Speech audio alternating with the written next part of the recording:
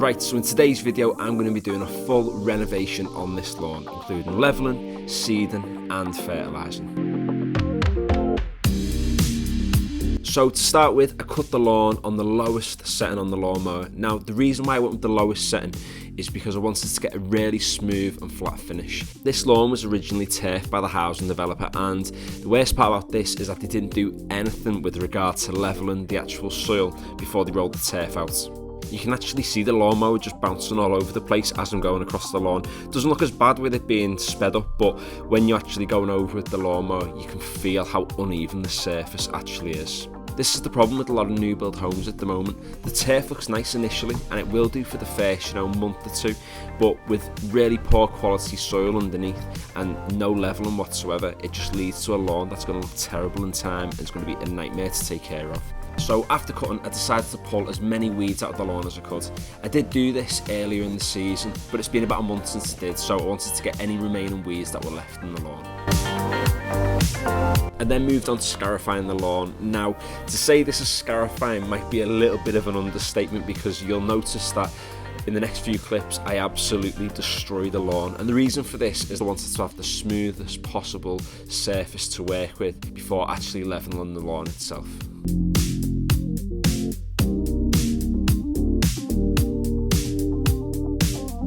I opted to go for the Westland topsoil to do this levelling. Now the reason I went for the bags of topsoil rather than getting a huge bulk bag is because the space really isn't that big, and it would have been a bit of a waste of material to get a massive bulk bag of something to then not use most of it. Also, it wasn't about replacing the actual soil that's in place at the moment. It is a bit of a clay soil at the front of the house, and it's not the best quality soil in the world, but the grass thrived in it last year, and I think just by top dressing it and levelling it with some good quality topsoil, it's probably going to be all that the lawn really needs to get the season off to a cracking start. So I just used a regular rake just to move the soil around initially, and then I got the lawn lute out just to get a nice level surface. A lawn lute is something I had my eye on buying for around about 12 months, ever since I actually levelled the soil in the garden last year. They are quite pricey. This one set me back around about £120. It's the Landzie one. There's loads of good reviews for it online, so I just thought if I'm going to buy one, I may as well get myself a good quality one. And even though it is something you're probably only going to be using once a year, if you're using it for the next 20, 30, 40 years, you're definitely going to get your money's worth out of it. Last year I did use a big landscaping rake to level the soil in the back garden, and that worked absolutely fine, but from using this today I noticed a massive difference with how much easier it was to actually get a smoother finish across the lawn. So it still does the same job as a landscaping rake, but it just gets the job done a little bit faster and quite a bit easier too.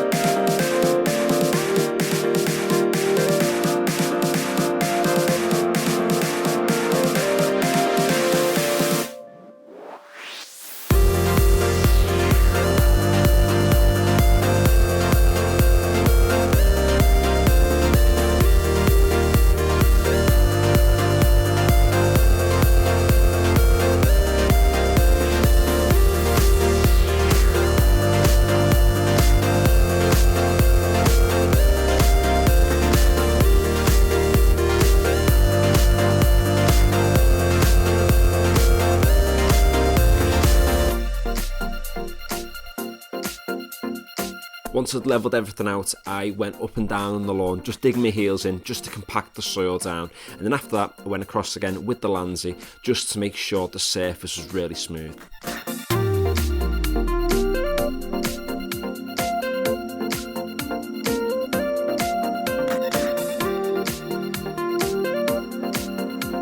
There were a few spots that were still quite sort of low in spaces, so what I did was put a few more bags of the Westland topsoil down, and I just repeated the same process as before.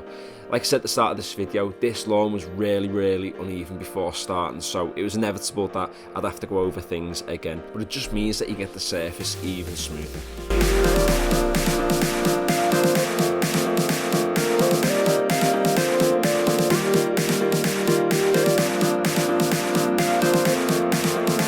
You can see at this point that I've not got a lot of the existing grass poking through the top of the soil, and I did this because the grass that was underneath wasn't the worst quality grass in the world, and some of it will, still come through, but I wanted to sort of almost start from scratch without fully sort of starting from scratch, if you get what I mean.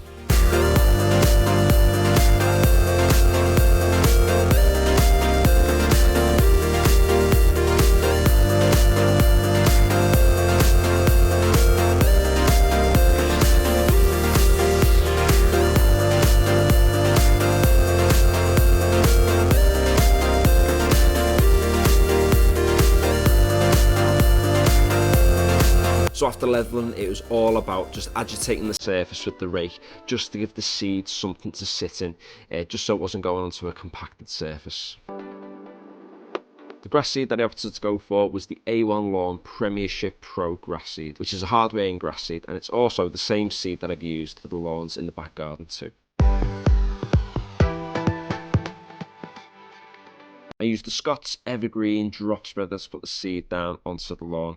I did start off with 13 as the setting, but then eventually I did sort of change it to be 16, just to make sure that the holes are nice and big at the bottom of the drop spreader. And the reason for this is because the shape of the grass seed can get clogged in the mechanism sometimes. So having a high setting on the drop spreader just means enough grass seed can fall out. You'll notice as well that I do 3 passes across the lawn, and this was just to make sure that there's a really good even distribution of seed all the way across the lawn.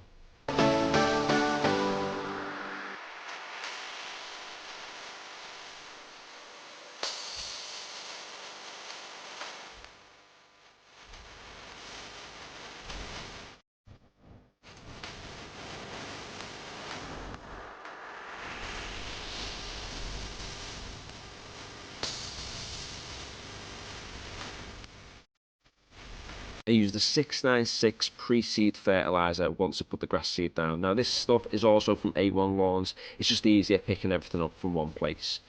The reason it's a 696 mix is that it's not as harsh on the seed, so what it does is it gives it a good start to hopefully get it germinating nice and quick.